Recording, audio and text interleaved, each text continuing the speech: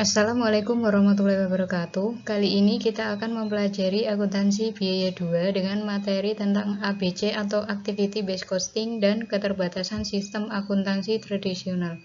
Tapi sebelum itu saya akan memperkenalkan diri lebih dulu. Nama saya Siti Wahida. Saya mahasiswa semester 4 di Universitas Salamat Sri, Fakultas Ekonomika dan Bisnis.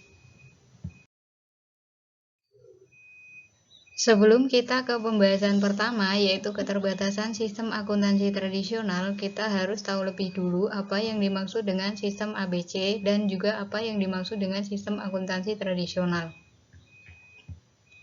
Activity Based Costing atau ABC adalah sebuah metode akuntansi yang mengidentifikasi dan menetapkan biaya untuk aktivitas overhead dan kemudian menetapkan biaya tersebut untuk produk. Sistem Activity Based Costing mempunyai hubungan antara biaya aktivitas overhead dan produk yang diproduksi.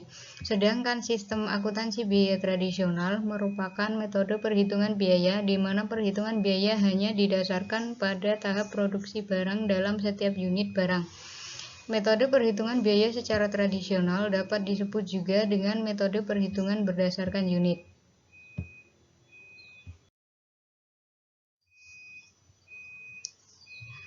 Kemudian kita lanjut ke pembahasan pertama, yaitu keterbatasan sistem akuntansi tradisional.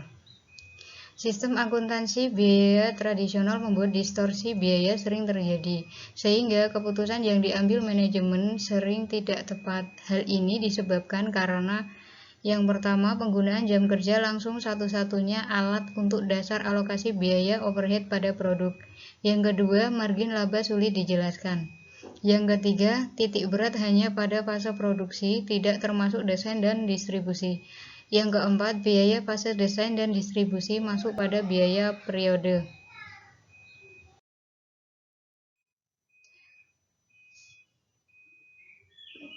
Pembahasan kedua yaitu cost driver. Cost driver merupakan suatu faktor yang menyebabkan perubahan biaya aktivitas. Dalam pemilihan cost driver, menurut Supriyono, memerlukan pertimbangan sebagai berikut. Yang pertama, biaya pengukuran. ABC sistem terdapat cost driver yang dapat dipilih untuk digunakan. Cost driver yang dipilih sebaiknya yang memiliki data atau informasi yang tersedia untuk meminimalkan biaya pengukuran. Yang kedua, pengukuran tidak langsung dan tingkat korelasi.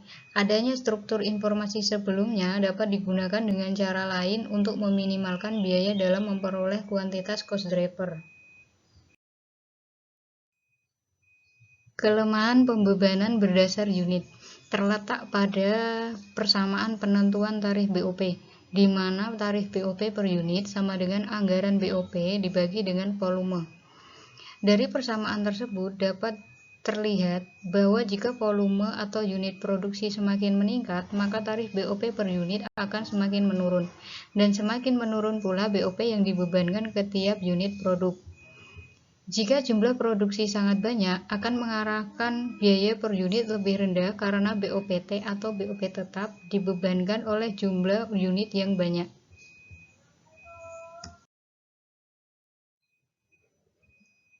Tahap pembebanan BOP.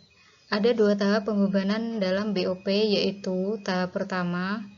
Yang pertama, penentuan aktivitas atau mengidentifikasi aktivitas.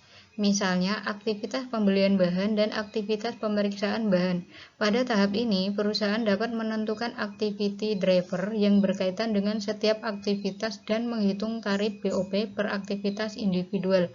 Yang kedua, aktivitas yang berkaitan dikelompokkan dalam kelompok aktivitas yang homogen untuk mengurangi banyak tarif BOP.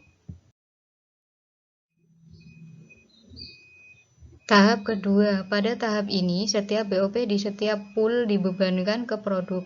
Perhitungannya dilakukan dengan menggunakan pool rate yang telah dihitung pada tahap pertama dan menghitung jumlah sumber daya yang dikonsumsi oleh setiap produk, yaitu dirumuskan dengan BOP dibebankan sama dengan pool rate dikali pemakaian aktivitas.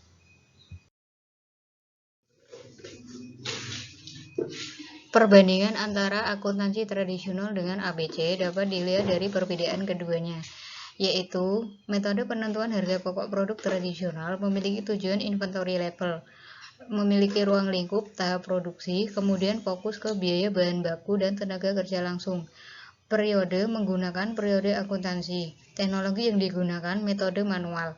Sedangkan metode ABC atau Activity Based Costing memiliki tujuan produk costing, memiliki ruang lingkup tahap desain, produksi, tahap pengembangan, memiliki fokus ke biaya overhead, lalu menggunakan periode daur hidup produk. Teknologi yang digunakan yaitu komputer telekomunikasi. Keuntungan penggunaan ABC atau Sistem Activity Based Costing. Ada beberapa keuntungan penggunaan sistem ABC. Namun kita ambil 3 di antaranya, yaitu 1. Meningkatkan kualitas pengambilan keputusan. Yaitu penerapan sistem ABC akan meningkatkan ketepatan pengambilan keputusan karena penentuan harga pokok produk yang lebih informatif. Contohnya, bila salah dalam penentuan harga jual, maka perusahaan tidak dapat bersaing dengan perusahaan lain. Kemudian yang kedua, aktivitas perbaikan secara terus-menerus untuk mengurangi BOP. Penurunan BOP tersebut dilakukan dengan cara menerapkan perbaikan secara terus-menerus atau continuous improvement. Apabila perusahaan menerapkan ABC, manajer akan memahami bahwa aktivitas akan memacu timbulnya biaya.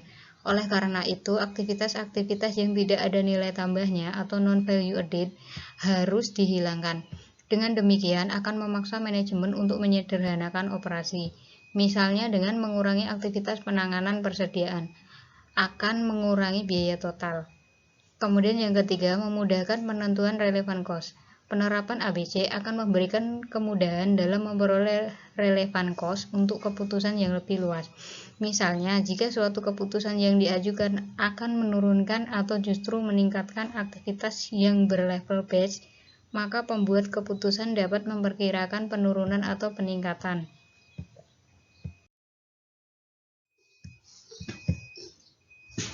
Demikian pembahasan dari saya tentang ABC atau Activity Based Costing dan keterbatasan akuntansi tradisional. Semoga bisa bermanfaat untuk kita semua.